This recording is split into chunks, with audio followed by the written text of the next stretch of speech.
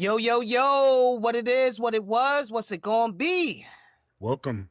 Welcome to the latest episode of the Gen Expertise Podcast, episode 46, entitled Cults of Personality. We are your hosts, Main and Rants, aka the hardest working dads in podcasting, yo. What's good, my brother? What's good, man? I'm good, man. How's everything going? Everything's going well, man. We about to get this heat wave here in the NYC. About to bring out the fans, bring out the ice cubes, the ACs, whatever we have, man. Y'all got the cocoa cherry mango ladies come out yet? Oh, the coco helado pushes. Absolutely. They've been out in full mass. Yeah. They got the cherry, the piña, all of that, son. The strawberry, the fresa, the piña, the coco, the coco rico, son, the pinagua, man, the ice shaving, man. Yeah, the pinagua, man. Mm-hmm. Yeah, that's how you know it's summertime. Yeah, son. The hydrants are starting to open up.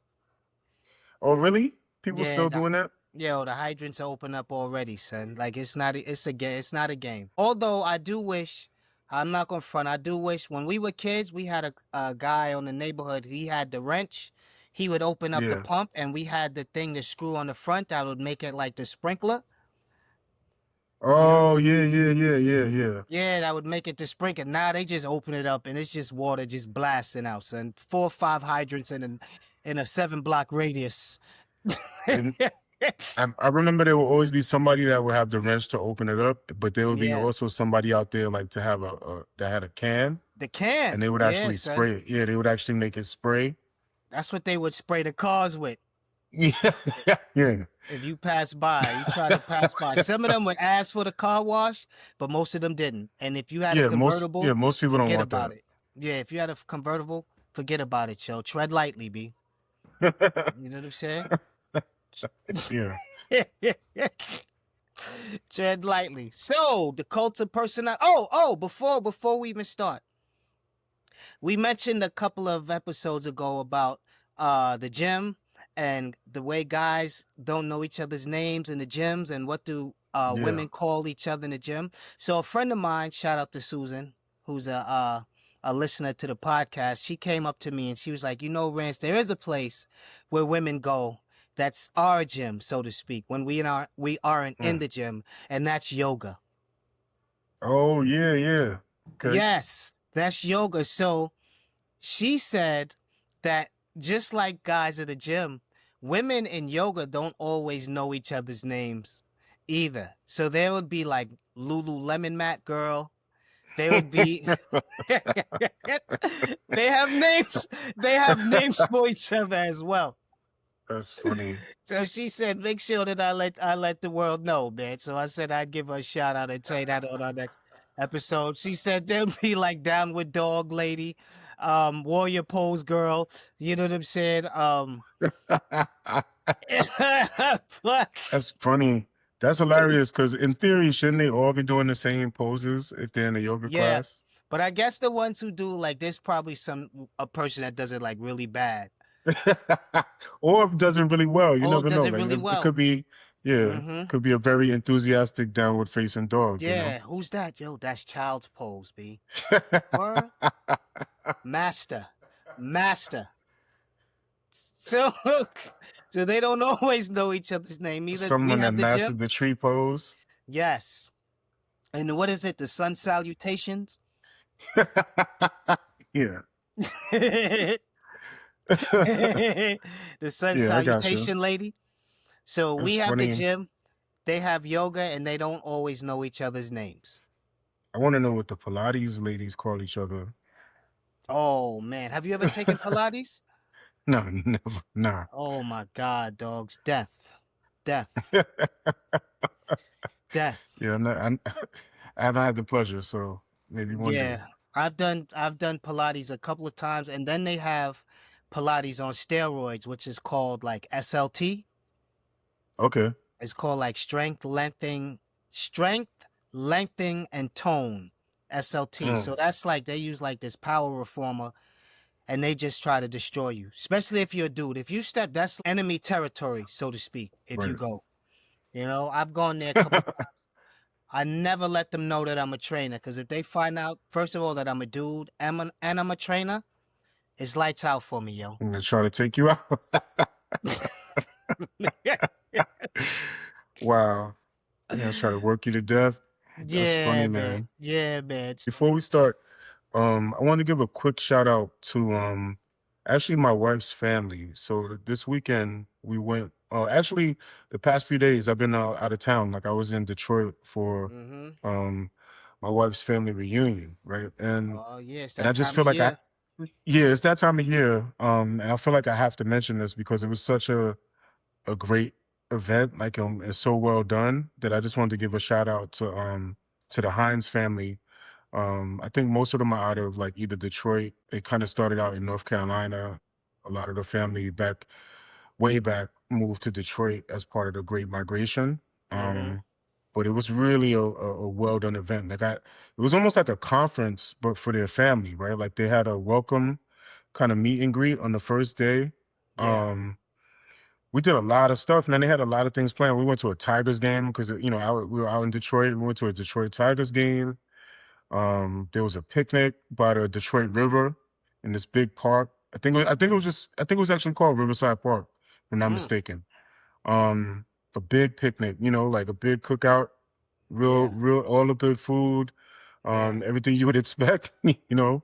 Electric slide? Um, Was there some electric there slide going was on? that was one thing that I did not witness. There was no, I can't say No. that it didn't happen, but I didn't see any electric slide, to be honest with Yeah. you. Mm-hmm. Um, we went to Top Golf one day. There was a game night. There was actually some seminars. They had seminars in the hotel, like where they talked about just their fields of expertise, right? Like so a couple of family members, they gave talks, right? Like so the technology folks, they gave talks on artificial intelligence, right? Mm-hmm. There were some folks that had recently graduated from college or had experience with college admissions. They did a whole talk, a whole seminar on college admissions. Then there was some finance people in the finance profession. They did one on financial literacy, right?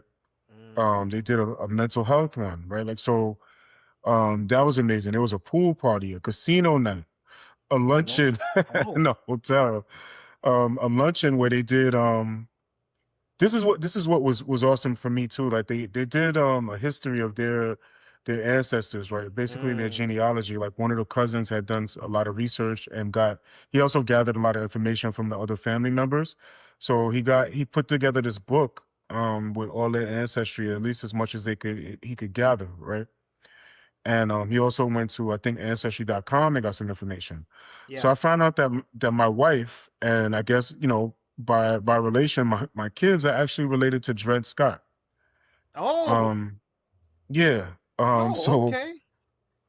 So yeah, like so Dred Scott was in the book and I'm looking through this book and I see the picture and I'm like, oh, this looks very familiar. But then I look and I see Dred Scott's name and I'm like, wow, they're related to Dred Scott. So they gave a little explanation about that. And for those of you who don't know, the listeners out there, Dred Scott was part of a famous Supreme Court case. It was a Dred Scott versus Sanford case of 1857, right? And he was unsuccessful in gaining his freedom. Him and his wife actually sued because he believed because he had spent some time in a free state. I think it was Mm-hmm. he had spent some time in Illinois and Wisconsin as an enslaved person. Mm-hmm. And in those states, they had actually outlawed slavery, right? Mm-hmm. But I think he was originally enslaved in Missouri, if I'm not mistaken, right? Yeah, I believe it was Missouri. So he was a slave in Missouri. He had spent some time in Illinois and Wisconsin was a free state. So he believed that he had a right to his freedom since he had spent an extended time in a free state. And by law, by federal law, if you had lived in any free state for an extended time, you lose kind of the right to your slave property, right? Mm-hmm. So he sued and actually lost, and it goes down in history as one of the Supreme Court's worst decisions ever because it was kind of a clear cut case. Yeah. But he actually lost that case. But I Mm-hmm. just found it, the whole thing was just kind of fascinating to me because it caused me to do a little more research on Dred Scott again, and then the fact that they're related to him actually is blowing me away because that means my kids are related to Dred Scott, um, which is pretty That's like super pretty on amazing. brand. That's like on brand for you, dogs. to find Right, out. right. It is for me to find that out is on brand for Yeah, sure. Like yeah, like because yeah, it leads me to like all types of rabbit holes that I need to go down and all types of research that I need to do as well. But I just found it. I was pretty amazed, man. To be honest with you, like just to be at a luncheon and I was already impressed with the family in terms of like just the way they put the this whole the thing together. itinerary.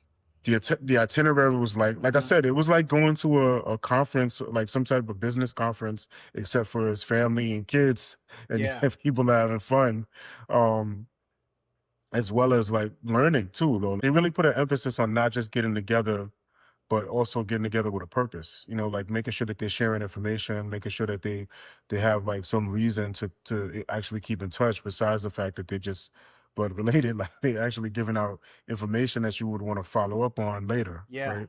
right. So yeah, the whole thing was pretty amazing. So shout out to the Hines family, mostly based in Detroit. Yeah, that's dope. Shout out to the Hines family. We do our family reunion every year too, but we're not that. We go to dinner, we have the reunion, we go bowling, then we have a cookout at somebody else's house again. Shout out to Yeah. my cousin Keith, who's always usually drinking beers and sweating all over the barbecue on the grill. You know what I'm saying? Putting that season on it. You know what I mean? So that's Yeah, absolutely. Somebody got to do it. yeah, someone has to work the grill, man. We just go throw him a 6 pack and he goes to work, man. So Yo, there shout was out even a to website for this one where it's like there was a really. website. Yeah, there was a family website where you could get the itinerary, the schedule. They had a virtual scavenger hunt, so you could upload pictures. They Oh, encourage nice. do certain things and like That's official, official. complete little tasks. So it had the Yeah. whole itinerary, the schedule. Um, it had like if you wanted to go off on your own and kind of explore the city, it had like things going on in the city, Hmm. um, the location of like museums and historical spots and stuff like that. Um, Nice. yeah, yeah, I was pretty blown away. Like I said, man, I just wanted to give a shout out to them before we go into the today's topic. Yeah. They seem so organized. You know what I'm saying? Unlike Yeah, us. yeah, I mean, it was pretty amazing, man. It was Yeah, pretty that's dope. amazing. That's Yeah, dope. Hopefully it'll go on for years and years and years and years. Keep the tradition rolling. You know what I mean? yeah. I hope so. I'll be there. So okay, now cults of personality. My wife sent me a reel, or we were looking at a reel a few weeks ago. Yeah, Sometimes I like to give my motivation and my inspiration for these podcasts, and it was a reel of a gentleman talking about subcultures and the absence thereof nowadays. So it led me down a rabbit hole to another article by a woman called Katie Bird, and it's called "Embarrassment Has Good Bones."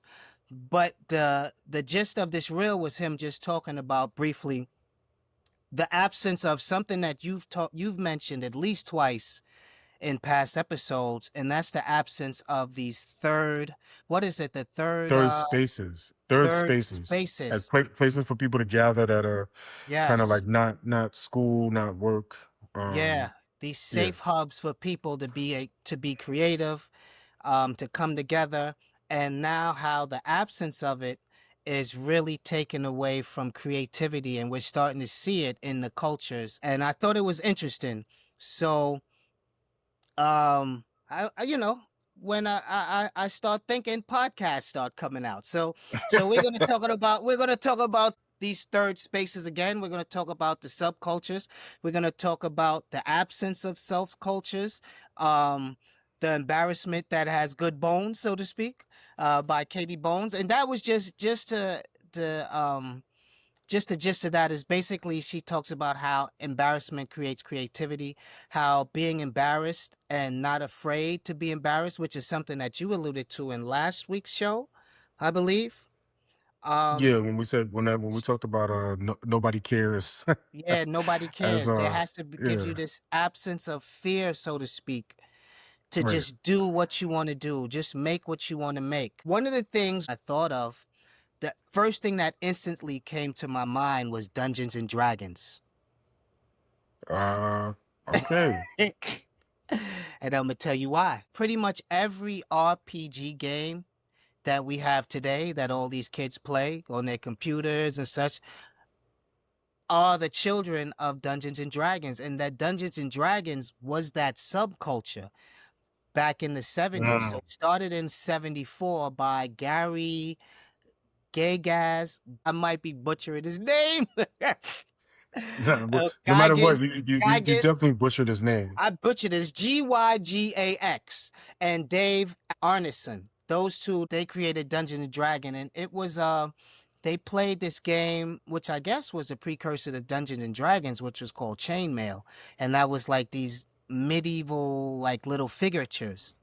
Hmm. So they wanted to make like this type of war game, this one-on-one, 1v1 game with the figures, and they created Dungeons and Dragons, and they had somebody who was like the dungeon master. And anybody who knows Dungeons and Dragons knows you roll the dice. It's like this big fantasy game, and there's a dungeon master who leads the game, who he makes the rules, he creates the booklets, all of this stuff. But this is that subculture that wasn't popular back in the day. If you played Dungeons and Dragons back in the day, bro, you wasn't one of the most popular kids in school.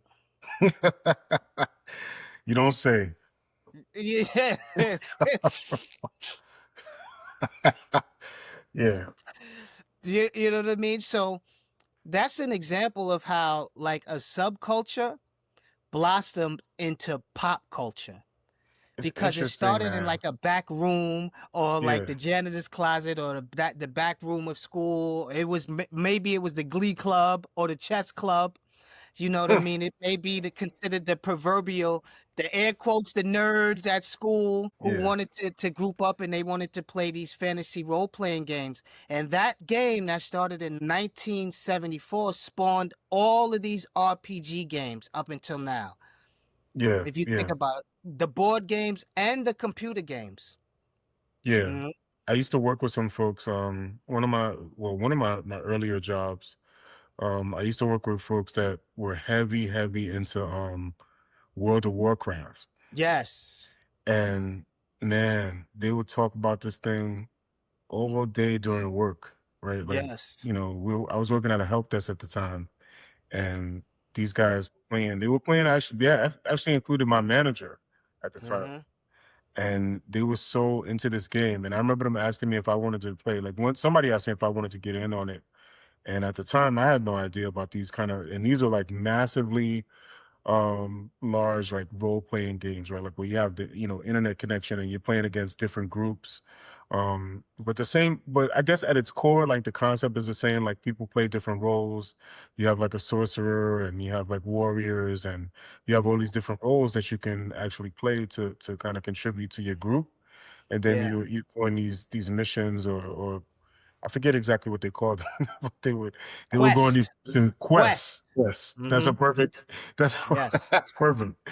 Even if that's not exactly it, quest Yeah. is sounds like the perfect word for it. Uh-huh. But they would do these quests together, and they would talk about it all day long, man. And they would schedule these things when they're gonna get on, and like at night, like they have a battle.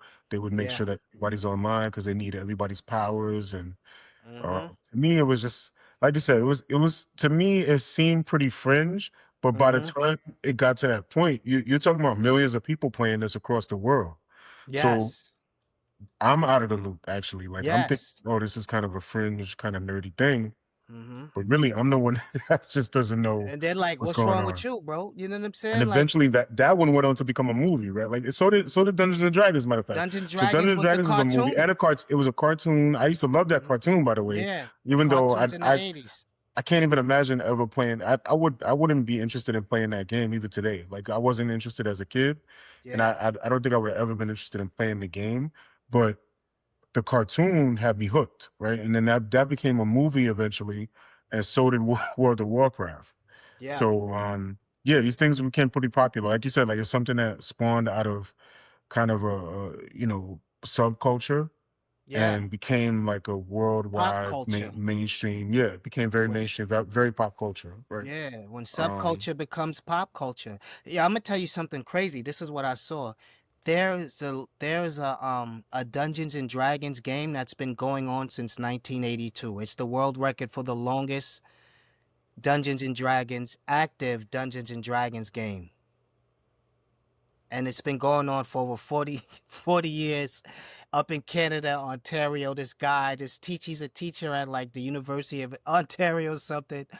And he's literally had a Dungeons and Dragons game that's been going on since 1982. He has over like 30,000 pieces. It goes on every week. It's nuts, man. It's nuts. It's still going on today. And when I saw the YouTube He video. has So if other you go people on YouTube, playing with him this long. He yo, has not people only that are does he playing with. have, there's people that have been playing for 20, 30 years. There's people, his daughters played. His daughter's boyfriends played. Um, his daughter's boyfriends have broken up with his daughters, or his daughters have broken up with their boyfriends. And he's like, this has nothing to do with Dungeons and Dragons. So whatever y'all do, y'all can still play. Yeah, man. They're still playing. They're Then it's still not playing, personal. man. It's not personal, man. He said, I don't got nothing to do with Dungeons and Dragons. And he's the dungeon master. He's the dungeon master. He's been keeping this game going since 1982. I think he makes his own pieces. It's elaborate. Like if you go on YouTube, you can see it. I think they did a 60 Minutes episode on him as well. But it's insane, man. Yeah, that It's sounds insane. amazing. These were like the guys that like got the when we were younger, you would consider them the guys that would always get a doctor's note for gym and stuff like that. Said they had asthma. You know, these subcultures that become pop cultures. And one of the things that I noticed is that we don't have these type of little pockets anymore. It seems like we have like one large subculture almost now, and it's basically technology. You know, and it's not Yeah, a lot of offspring to it. It's not a lot of creativity anymore. We're seeing movies, old movies being redone. We've seen, I mean, history always repeats itself, but as far as the arts and the culture, it seems like a lot of things are being just kind of repeated rehashed. over. It feels like, yeah, Yeah, we talked about rehashed. that. Yeah, we talked about Hmm. that too, where um for our generation, we're seeing it a lot because we grew up with a lot of things that were kind of first, right? Yes. Like we were the first to see certain toys and certain movies, Hmm. certain TV shows, certain technology even, right? Yeah. So we're seeing a lot of things retro that were considered like, innovative at the time while we were growing up. But we're Hmm. seeing them kind of as part of this nostalgic wave coming back around Hmm. and being sold for a lot of money. Like I saw something online where these kids are selling VHS and like the tape machines basically. Yeah. Hmm. They're selling these VHS machines and they're selling them for hundreds of dollars, but they're buying them for like $2, right? Because they're Yeah. not even made anymore. Like I think the company the last company that made them stopped maybe like a year or two ago, just stopped Hmm. making them, right? So now the only place to get them is on a secondary market. But Yeah. people want them, and I think it's just for nostalgia's sake, right? Because there's not much you can do with a VHS player now. Yeah. That problem has been solved by streaming, and but the internet has solved a lot of our problems and with our devices and such, right? Hmm. So, but yeah, I mean, but the real point is like you're saying, there's very little innovation in the same way it used to be with these subcultures, and I think it's because of the internet making the world so small, where like people can Yes. connect. You don't have a subculture per se because you can connect to your tribe really fast. Like you can go online and kind of find whatever it is that you're into pretty quickly, right? Like Yeah. so you don't really have that same like subculture mentality where you're part of a small niche anymore. Yeah. Um, because you know, you can find a global niche that's not so small, and you can find it at literally light speed, right? Just by Yeah. going online. Yeah. It So was I almost think that cool. has a lot to do with it. Yeah, yeah. Go ahead. Yeah, it was almost cool to be an outcast, so to speak. Right. When you had these subcultures, even when you look at music like the punk rock scene of the 70s, like the Ramones and the CBGBs and things like that. Yeah. Um, uh, just music in general, rock and Yeah. roll, punk, hip hop, everything Yeah. everything You got started off and as something. Yeah, as soon as you said that, like I started to think about how hip hop started, and also, being a Gen Xer, we kind of were there for that as well, right? Like, It's so our birthright, so to yeah, speak. so but that's one that I guess I'm most intimately familiar with, just because we were there for kind of the birth of this thing. We're from the Bronx, Hmm. and that was something that was considered a fad at first. If you remember, there were a lot of folks saying that this is gonna come and go, right? Yeah, In the time of in the '80s, especially when you had like Run DMC and LL Cool J and um artists like that, right? Like you had like DJ Cool Herc, and what was it? Flash, Grandmaster folks like Flash and that, the Furious Grandmaster Five and Flash. Melly. Yeah. Hmm. So when these folks were doing it, they were DJing and they were looping up break beats and rhyming over these samples, and all that stuff was first starting to happen, and park jams and house parties and all that stuff. Our parents actually thought that this is a fad that's not going to last. They thought it was silly because it wasn't quote unquote even real music, Yeah. because it wasn't the traditional, somebody singing and playing an instrument. But it turned out to be obviously not a fad, and it's Yeah. like it's a great example of, like you said, like a subculture becoming pop culture Hmm. on a massive, massive scale, especially when corporations got wind of it. The technology also made it easier to create and to spread and to, Yeah. um, it's been a cultural exchange too that I think has happened because of technology. Like where it used to take a while for like fads to even spread, right? Like so even the Hmm. things that we were doing back then, like as far as like fashion, slang words, the Hmm. whatever the vernacular of the day was, it would take a while for that to travel outside of your region, right? Like you usually have like regional things that where you say a certain word or you say it a certain way, or Hmm. you call things differently depending on where you're from, right? And I find Yeah. that technology has made it so we're all kind of we're getting the slang even at the same time, right? Like kids Yeah. are all saying the same thing because the internet is making it so the information spreads much quicker than it did, right? Yeah, absolutely. And I made mention some episodes ago about the mixtape being like the Pony Express of hip hop, and how my brothers would send my brother Yeah. who was stationed out in Germany, they would send him like red alert tapes and such. Um, so you're talking about something taking weeks to happen. Well, now it takes seconds. Literally it takes seconds for subculture to become pop culture. But let me ask you this question. Do you feel that, and this is a point that the guy was saying when I looked at this reel, technology itself, especially surveillance and the camera phones, has kind of eliminated like these subcultures or these third spaces. I stand corrected. These third spaces, because people just don't want to be outside being filmed all the time. You That's know, an so interesting yeah. that that's an interesting one, man. But honestly, I think that especially for the younger generation, I Hmm. don't think they care as much. Like that might apply to folks like us, like in our age bracket, like Gen X and Yeah. and maybe even older. But Hmm. I feel like the generations coming up under us, they are not as conscious about being filmed, and I don't think they mind it as much. And it shows itself in stuff like just the technology that they're willing to popularize, right? Like when Hmm. I think about something like the Ray-Ban, the Meta Ray-Ban glasses, those Yeah. have cameras in them. And I sometimes I joke about this with people. I'm like, imagine like, back in the 90s, if you were out with your friends or you were on a date or something, and somebody said, "Hey, by the way, my glasses are gonna record this whole this whole thing. Yeah. And later on I'm gonna post it somewhere and everybody will be able to see what we ate and what we did and what you said," right? Hmm. To me, like as a kid from the Bronx, that's almost like you might as well be it's like you're wearing a wire. Like Yeah. why are you doing Yeah. that? Like Yeah. why would you be doing that?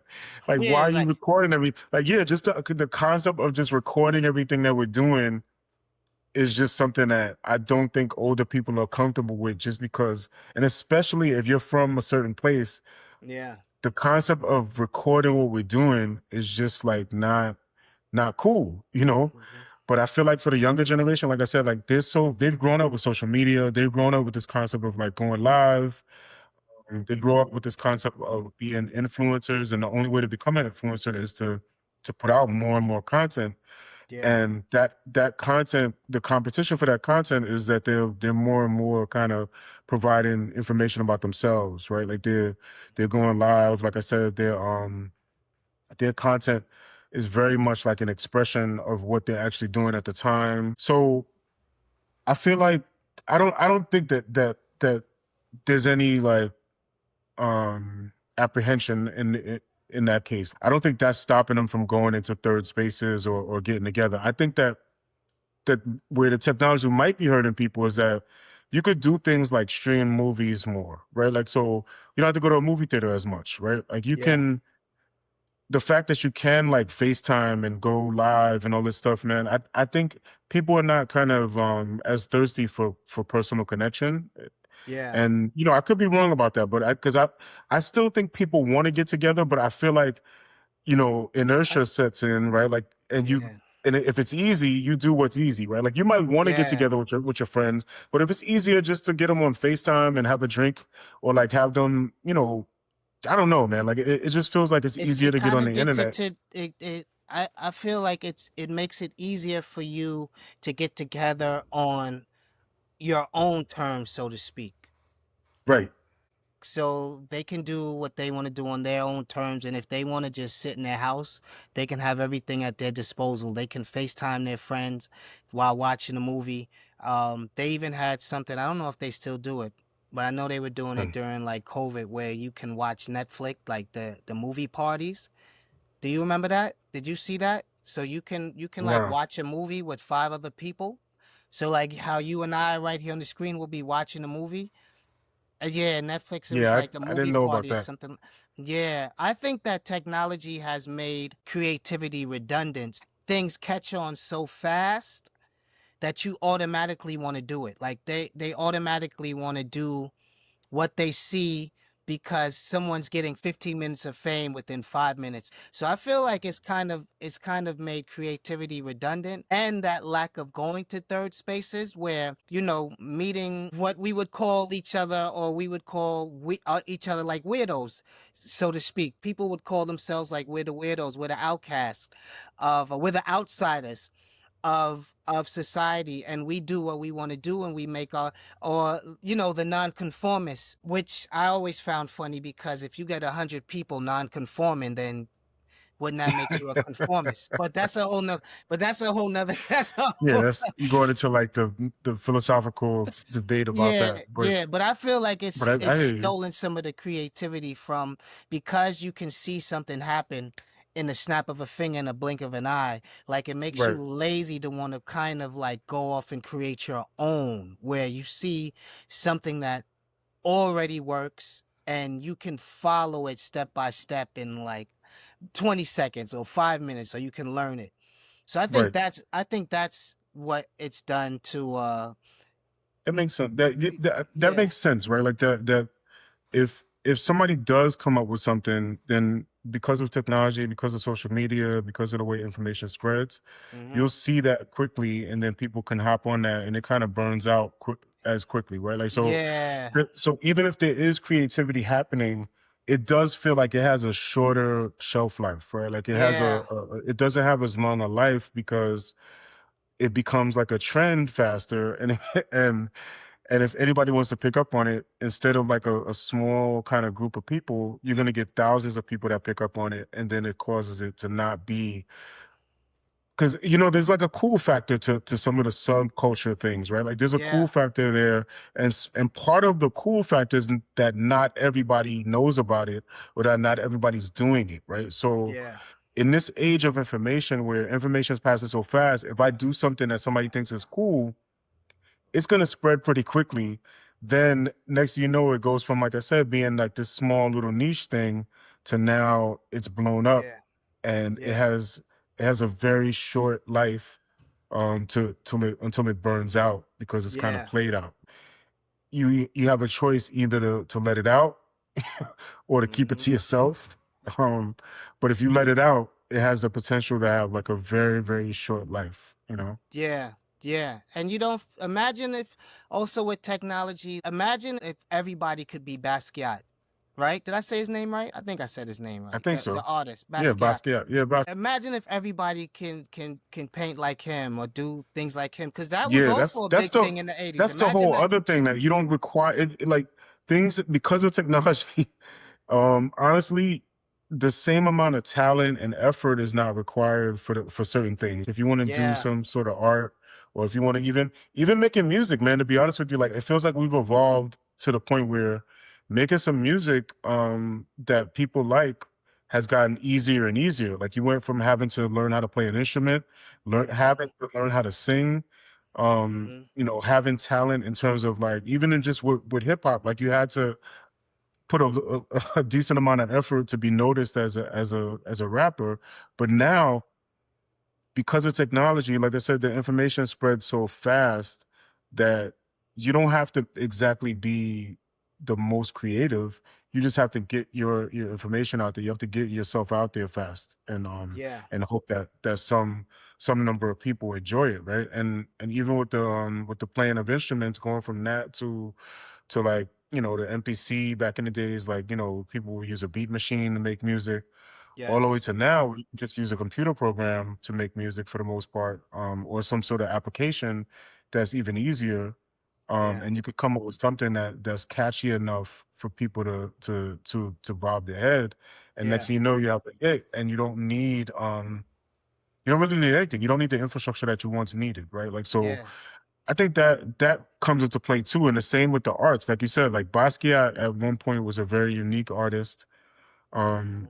and he had a style that you hadn't seen before. But now, like I said, like if you spread that information, if in the age of the internet, all it Mhm. would take is for him to post one time, and next thing you know, anybody can start to copy Yes. this.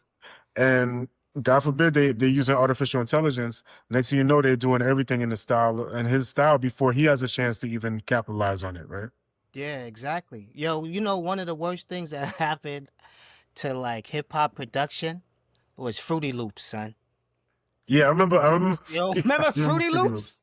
Yeah, I If remember Fruity anybody, Loops. for you people out there, Fruity Loops was like one of the first like programmable, like computer programmable beat machines where you didn't do have to use the SP 1200s. And I think, if I'm not mistaken, I think Ninth Wonder is a producer. I think he was one of the first to like really introduce Fruity Loops into hip hop, because he was making beats off his Fruity Loops like in his college dorm room when he formed the I group didn't know Little that. Brother.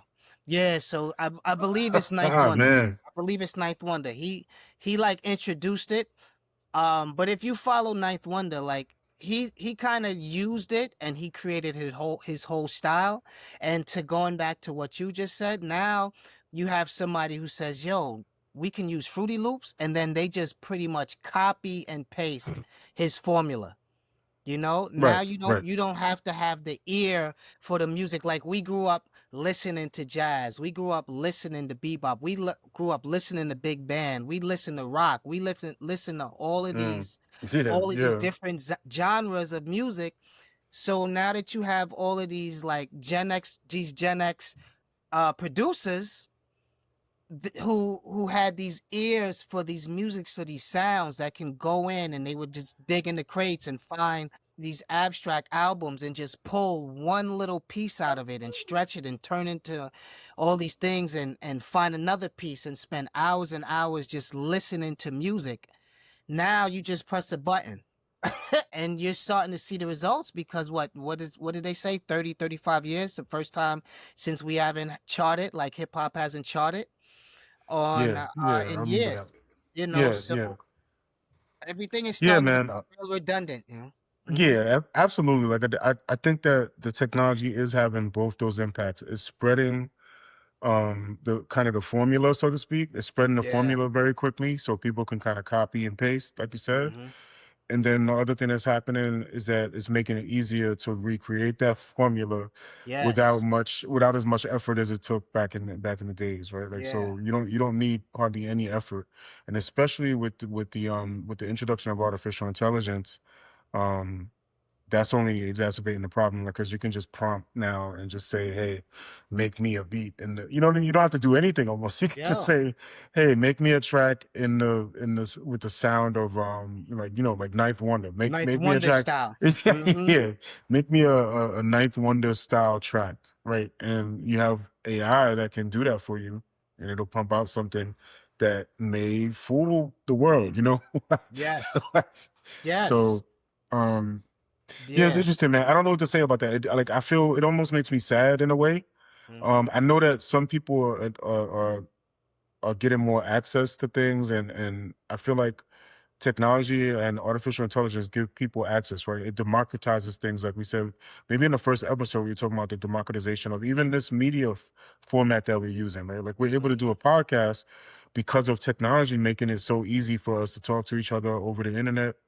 Mm-hmm. um, we can come up with topics. We can talk on this medium. We could go quickly to the different distribution networks that would put our podcast out, Yeah. right? So in a way, man, it's giving people the freedom from all of that infrastructure that you would usually need.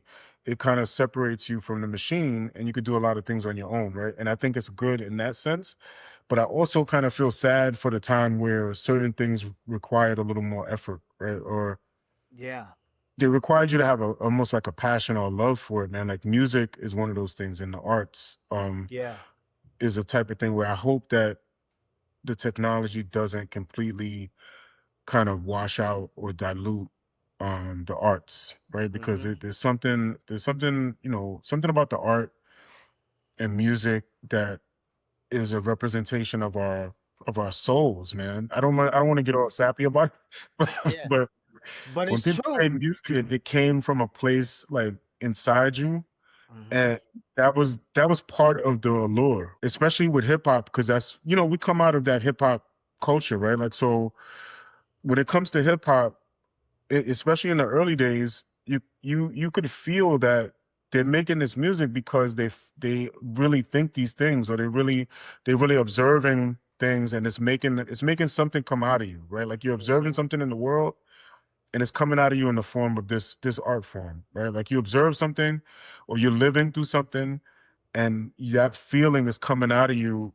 authentically, at least at some point in the beginning, right? And I feel the same way about art, man, whether it be painting or people drawing or whatever the case may be, people singing, Yeah. whatever art form you want to name.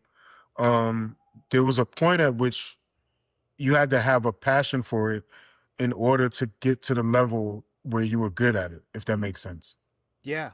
Yeah. And remember when we talked about also the laws of the playground, how even in the playgrounds when you were in school, Right. um or just the playgrounds outside of school, how there's different factions everywhere. Right, right. You get a sense of people's personalities that are coming out Yeah. naturally, right? Like, Mm-hmm. like there's no And they there's get to no grow barrier. together. Yeah, Mm-hmm. there's no buffer between them. There's no phone between them. There's no internet between them. You're Yeah. seeing kind of a natural like evolution almost of a child. And some of their natural qualities just come out, and like you said, like on the playground, right? Like, Mm-hmm. things just come out as you observe, man. Whether it's the playground, whether it's at school, Yeah. wherever it is, there was without the technology, there was a chance for you to see kind of people's more natural inclinations, right?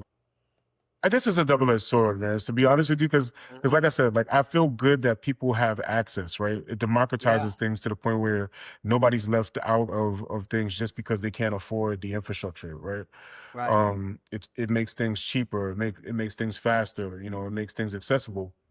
But at the same time, would would people go some different route if it required more effort to do some of these things, right? Like, would they do something that they're really passionate about, that they're really willing to put in that effort, Yeah. if it wasn't so easy to, like you said, to get Fruity Loops and loop up Mm-hmm. a hip hop beat? Would they go do something else that they really were willing to put in a little more effort, Yeah. right? Would they So go so it's all a double around the sword. city looking for records? Would they Yeah, go, exactly. go into their I remember Aaron coming to my house to look through my father's records. Just Yeah, digging right, through the right, records, and him right. in my house for like hours, just playing stuff and listening to it and playing stuff and listening to it and taking bits and pieces off of it, Right. what he wanted to. And that was And, also a way to like bounce ideas off of each other, to be a human. and exactly, like you're seeing with your friend doing that. I remember doing that with people too, like Aaron and other folks, like just going through my parents' records, just Mm-hmm. listening and finding things that we didn't even know about. Like we'd find things that rappers had already sampled, but we just didn't Yeah. know where it came from, and just stumbled on it sometimes just from playing old records, right? Stuff like that. And those shared experiences are important too. And I don't know if that's happening as much Yeah. with technology being the way it is. I feel like there's a lot to be said for the access that the technology has provided, but I do kind of feel a little bit sad sometimes for that and long for that time where we did have that effort that you had to put in, and that passion that you had to have for things, and that passion that would come out and be evident, in people's work, right? Yeah. So yeah, and I think the other subculture that I find, even and not to keep going off on hip hop, but this is something I know, I guess, and Yeah. we grew up with, but even like the fashion, man, like The um subcultures, the five pillars. yeah, like fashion is like another subculture where, let's say, like stuff like having rips in your jeans. And a rip in your jeans might mean that, hey, like I can't afford new jeans. Like back when we were kids, Yeah. like it didn't mean that you're making a statement. Sometimes it Yeah. meant like, hey, I ripped my jeans and until my folks give me some new jeans, or until somebody buys me some new ones or repairs these, this Mm-hmm. this is what I have to wear, right? Mm-hmm. But at some point that becomes like a fashion statement for folks. Like next thing you know, years later, you start seeing ripped jeans in department stores and luxury places, Mm-hmm. right? Like in outlets and thrift stores, and people are looking for jeans with a certain rip. Or you And then, bedazzle them. or you bedazzle them, or you make them look a certain way, and Draw then graffiti on them. um Mm-hmm. even that, man, like graffiti and the fact that we were doing stuff to clothing that you just couldn't find everywhere, man. Like, remember, I don't know if you remember, like in the 80s they had Shirt Kings out in Queens. They would do They would graffiti art, airbrush. kind of, yeah, they would airbrush and do art styles on t-shirts, right? Did they do the And you first couldn't. Simpsons? Did they do with Shirt Kings? Were they responsible Yeah, for the first Simpsons I'm not airbrush? sure. I wouldn't be surprised, man, but Like Black that Bart one and all went of those dudes? that Yeah. one went platinum after a while. They couldn't Mm-hmm. hold on to that one. That got if they were the originators of it, they got bootleg And quickly. they did I know they did like Mickey and Minnie Mouse too. Like they do like Yeah, Minnie they Mouse would do looking all like a sorts of characters. roundaway girl. Yeah, Yeah, son. they would Mm-hmm. do characters. They would do if a person had enough money, I think like they could actually spray paint or airbrush your own likeness onto the shirt, right? Or onto some Yeah. jeans or something, or a jean jacket, right? But even stuff like that was stuff that you couldn't find that everywhere. If you Exactly. had to go to them for it, right? Mhm. And even that was like a subculture. Even the way we wore our clothes and like just some of the things that we did, man. Like I remember like back in the 90s, early 90s, we were all wearing army suits, right? Like everybody had an army jacket and fatigues to match. Mm-hmm. We Or the had like flight SWAT suit. hats, The the flight flight suit. suit, You had the the flight, they had that alpha jacket. uh-huh. We would just take over something and turn it into something that it almost wasn't meant for, to be honest. Yeah. Like I remember kids were wearing, everybody had a Columbia rain suit, right? And I don't think Columbia kind of It was bet not their on intention. kids and yeah, it probably wasn't their intention that kids, and maybe it was though, because of the color combinations and all that stuff. Maybe it was, Mm-hmm. but I remember like kids just taking stuff that really was meant for something else, like outdoorsman type of clothing, and we were just wearing it to hang out on the block or like to go to a party or something. You got people wearing stuff that's really meant for like, like the Arctic or Yeah. like some camping trip, and people are wearing like utility vests and fisherman vests and stuff like that, right? Like, but that was part of like a subculture of fashion that you just wouldn't see it everywhere, right? Like you wouldn't go to some other state and see it. But I feel Mm-hmm. like that's another thing that technology has made information spread so fast that once somebody starts wearing something and it's cool, then everybody's doing the same thing suddenly, right? And that trend comes and goes pretty quickly. And there's a few that stay, some have staying power, but for the most part, you have these things that kind of come and go very quickly because they spread so fast, right? And Yeah. everybody jumps on it, and then it kind of burns out, right? Yeah. Yeah. And for all those out there that don't know, the five pillars of hip hop is DJing, right? MCing, Right. breakdancing, graffiti, Graffiti, and I think, hold on, is it fashion or is it knowledge? fashion. It's But does it I think like it's fall fashion because underneath? it's but Yeah, it's yeah, yeah, but yeah. it's arguable. Yeah, I Yeah, mean, like yeah, there's gonna be folks that argue about this. There's no, I don't think it's yeah, official. Like there's no, yeah, unless you ask KRS-One or something. Like yeah, I don't yeah, think, yeah. He's the I don't think spokesperson. it's official. Yeah. So that's five little subcultures right there that just spun off into totally different things. Like breakdancing That's the was in other the thing. Olympics, Yeah, for think Christ's about sakes. breakdancing. Yeah, exactly. Yeah. That's what I was just thinking. Like breakdancing went from something as a subculture to like being a global phenomenon. Man, even before it got to the Olympics, it was going on in Asia. It was going on all over the world. Basically, like people were breakdancing and taking pieces of it and putting their spin on it. Right. It was Yeah. popular everywhere. Right. Mhm. Um.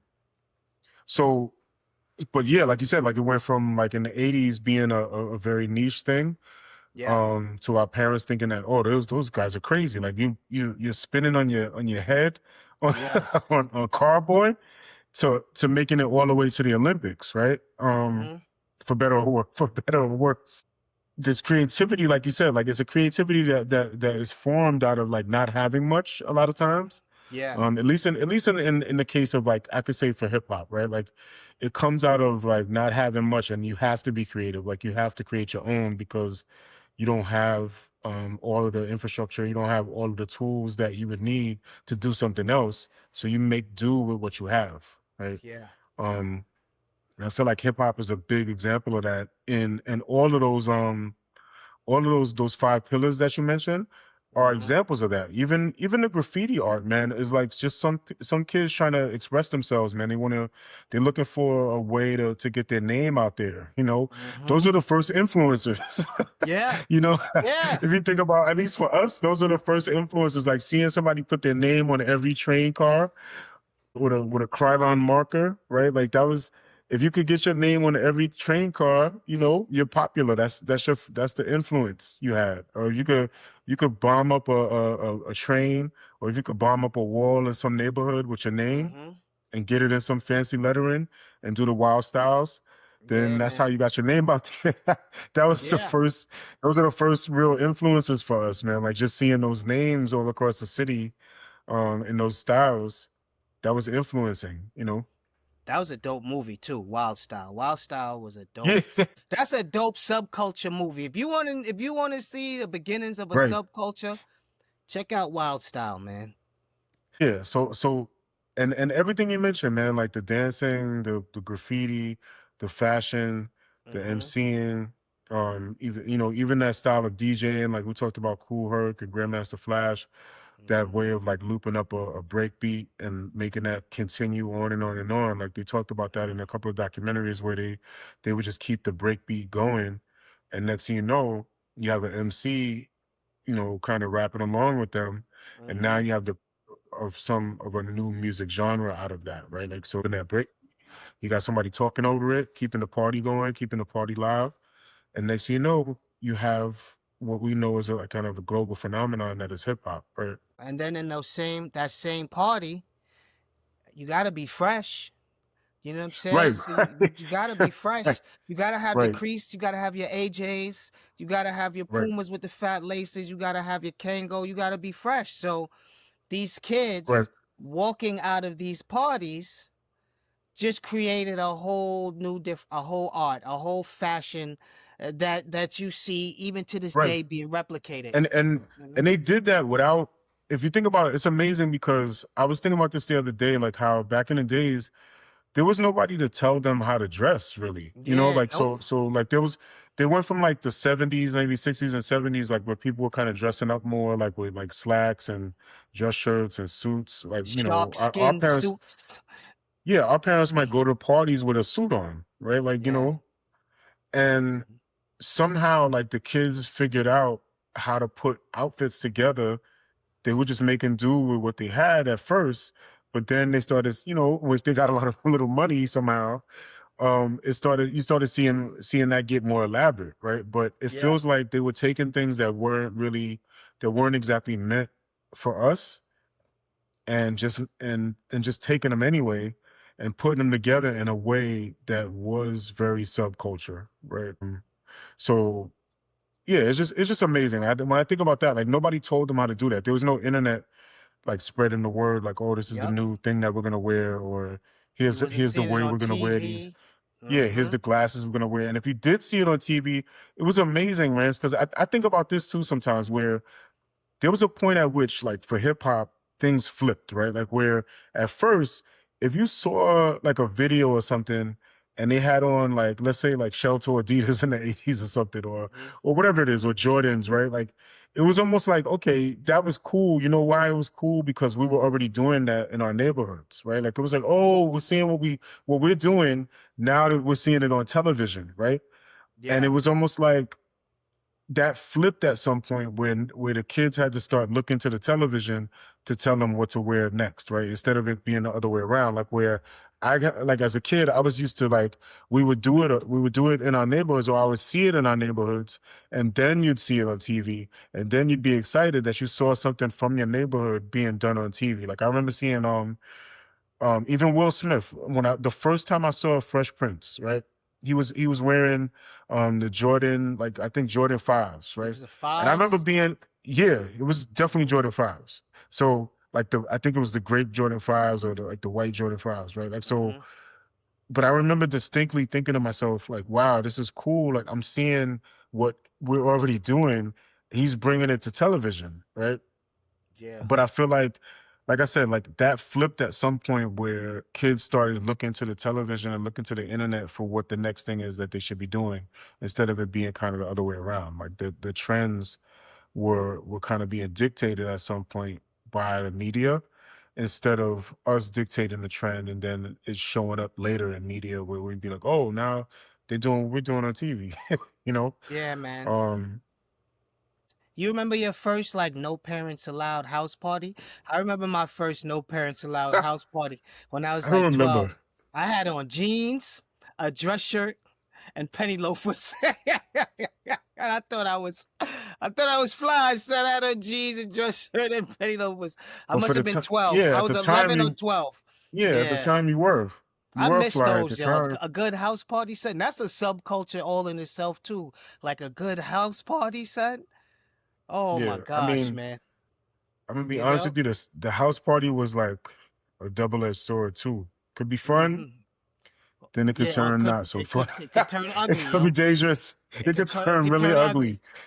I Yeah, don't know man. why, man, but a house party is like a hit or miss, man. It could be Yo, they really made a they fun. made a blockbuster movie out of it. House Party, the Kid and Play Oh joint. yeah, but kid and Oh, play it's one of my parties. favorite. I don't know if I don't know if I ever been to a house party that was like a kid and play party, Yo, but my first one, man, was dope. I remember I was 11 or 12, man. I had the time of my life. I was like, wait, this so I wait, like, where's your mother? there's no parents. Yes. Your mother's not here. Yeah, my mother's upstairs. You know what I mean? We was just kids. We had a DJ. We was just having a good time, man. We was just partying, dancing. It was a good time, man. I miss those. I miss those parties, man. I missed those. When I was in college, we used to have like suite parties. We called them functions.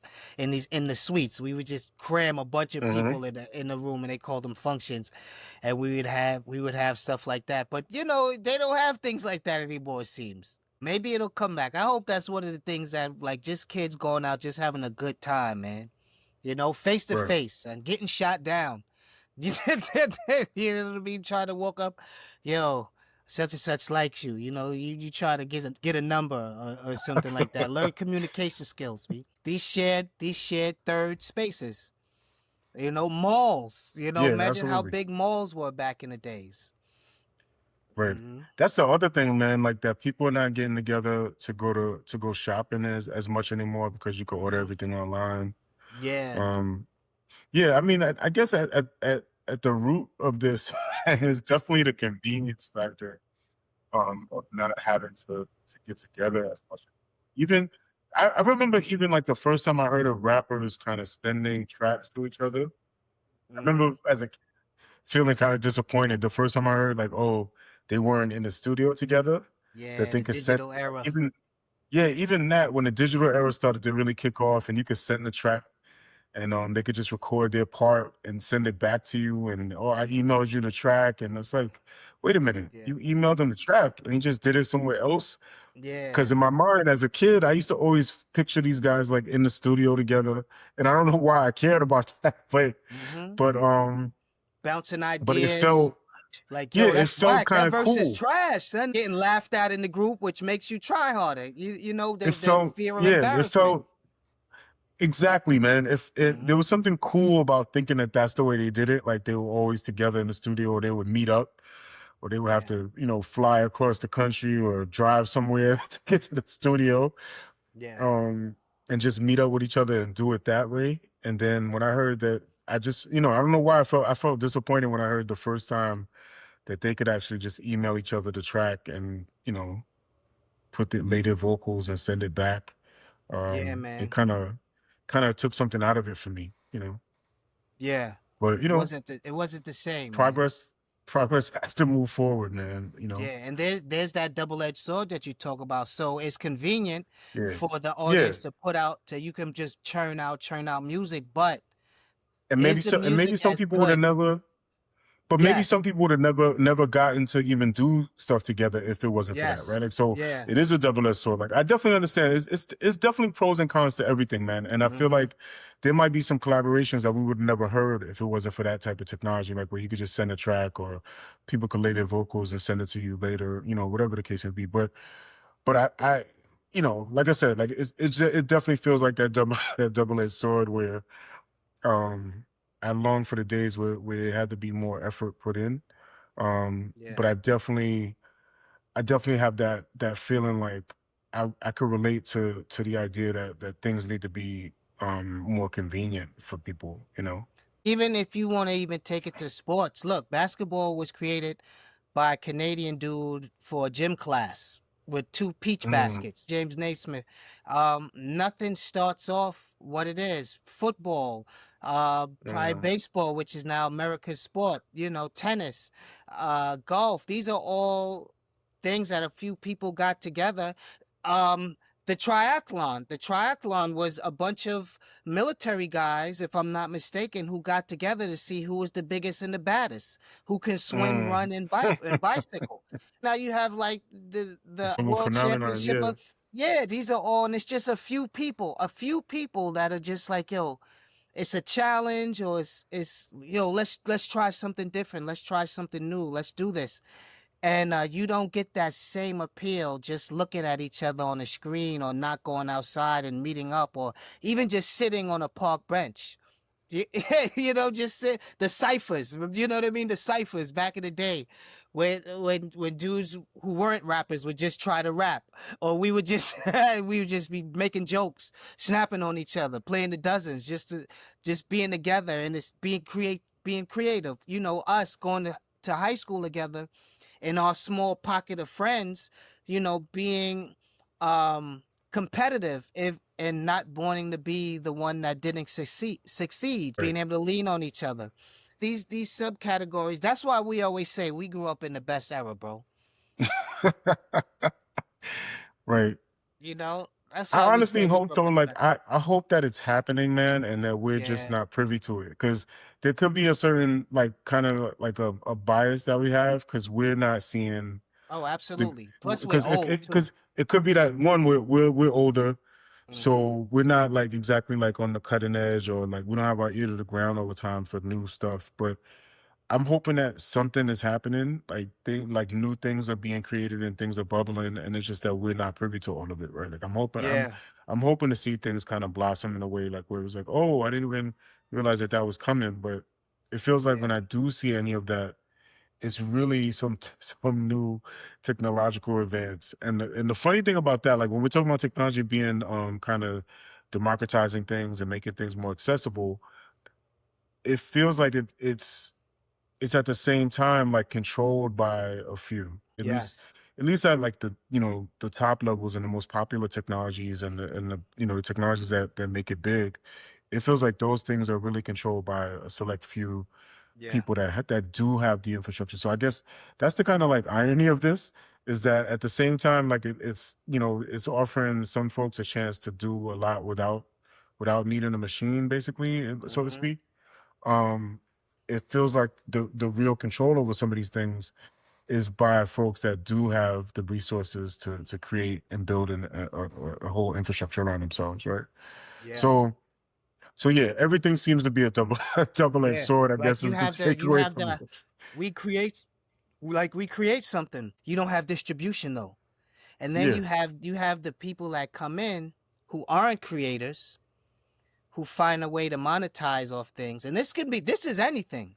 This is anything. You know what I mean? Like you said, it's the few, and they find a way. They're Right. not creative, but they find a way to exploit the creativity, or they Or find a or or, way. or maybe like maybe they're creative in their way, right? Because Yeah. because because what I'm trying to get at is that, the creatives nowadays, they may be able to access things because of the usage of certain tools and certain platforms, right? Mhm. Like even us, like we're using this platform to do our podcast, right? Mhm. So if this platform goes away though, we'll be scrambling for somebody else's platform to go do it on, right? Right. And if all the platforms go away for some reason, which is unlikely, but we're kind of sitting on somebody else's rails, if that makes sense, right? Like we got a train that's moving, but we need somebody else's rails to Yeah. to We to we don't have to all to the move like. on.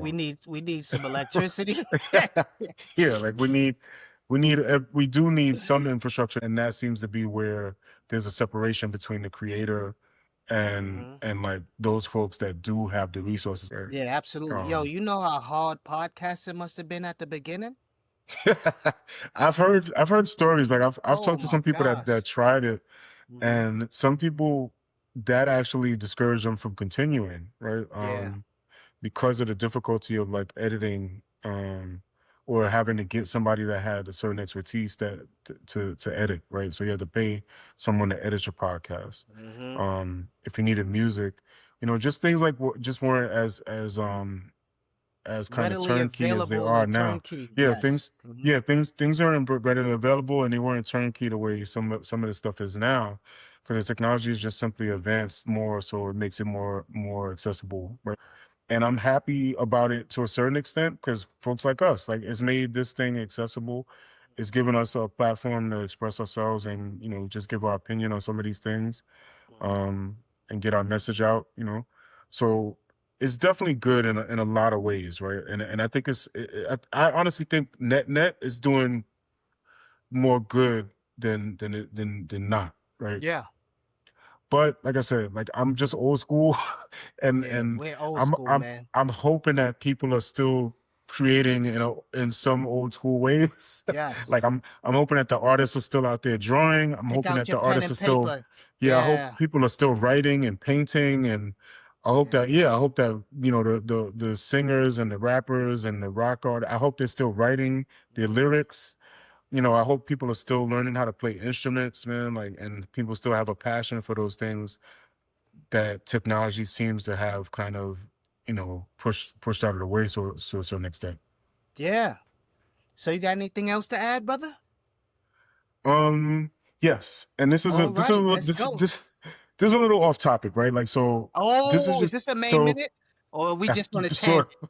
So Or is it this is or is it D, all of the it's above? it's all of the above. This is All a right, all tangent. right, all right, This might be a main minute. all right. Um, but with everything that's going on lately, right? And you'll get what I'm saying, like in a moment, but like there's a lot going on, right? Like, and we're not oblivious to it, and we're like, to a certain extent, like we're kind of like impacted, right? Like Mhm. even if it's just like in your gut, in your feelings, like you feel that something is not right, Yeah.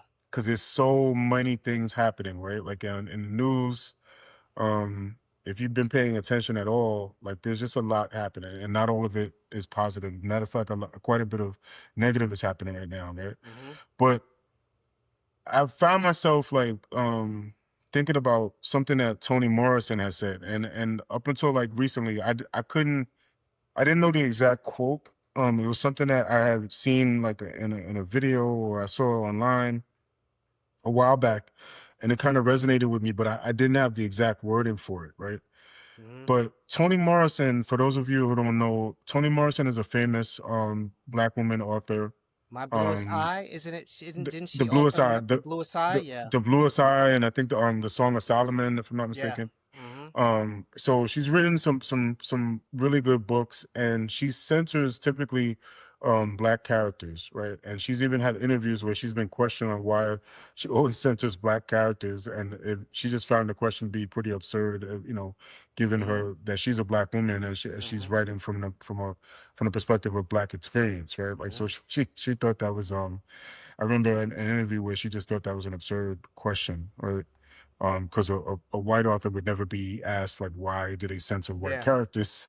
But I just wanted to talk about this quote from Toni Morrison, right? So bear with me. So she talks about actually she talks about racism very specifically, right? She says the very serious function of racism is distraction. It keeps you from doing your work. It keeps you explaining over and over again your reason for being.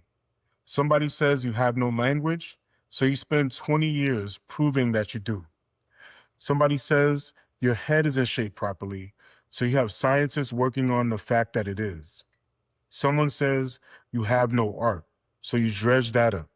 Somebody says you have no kingdoms, so you dredge that up. None of that is necessary. There will always be one more thing. Mm. And so that's the quote from Toni Morrison. And it just resonates with me, man, because I feel like a lot of energy is being put out by some very intelligent people to kind of fight against like other folks' ideologies and philosophies and their thoughts and I get it, right? Because when it, especially when it comes to some of these things, like these thoughts turn into actions that are kind of detrimental and deadly sometimes. But there's an extent to which I feel like, Toni Morrison is right that the real function of this is to keep us distracted from our work, right? Hmm. To keep us explaining. And I guess I just want people to kind of just think about the message that Toni Morrison is giving here that um there's no amount of explaining that one is going to change much. And then your your your mental energy could be spent, it could just be better spent, right? Like Yeah. I feel like she's saying that you should be doing your work. Like, don't let these type of setbacks or what people think of you stop you and distract you from doing your work. Don't waste time, I guess, explaining, right? Just do what it is that's in your heart to do. Do what your passion is. Like we talked about passion. Hmm. Um, yeah, just do your work, whatever that means to you, whether it's art, music, science, whatever your work is, training Hmm. people to get fit in your case.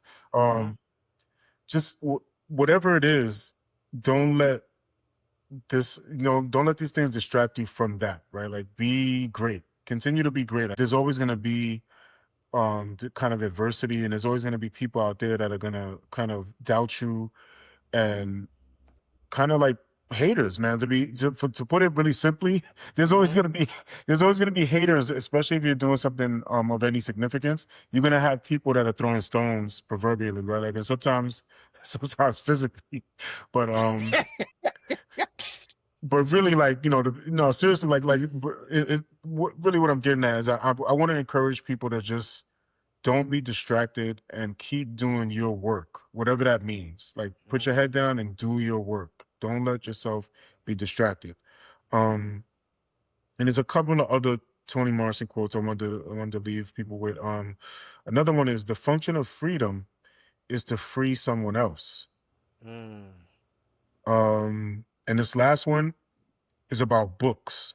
Books are a form of political action. Books are knowledge. Books are reflection. Books change your mind. Mm. So this is a tangent. You could call it a main minute, whatever you want to call it. But I just felt that it was resonating with me, and I just wanted to make sure I speak it out. That was a good one. Or as my uncle would say, don't get caught chasing your own tail. That's definitely another way to say it. That's another way to say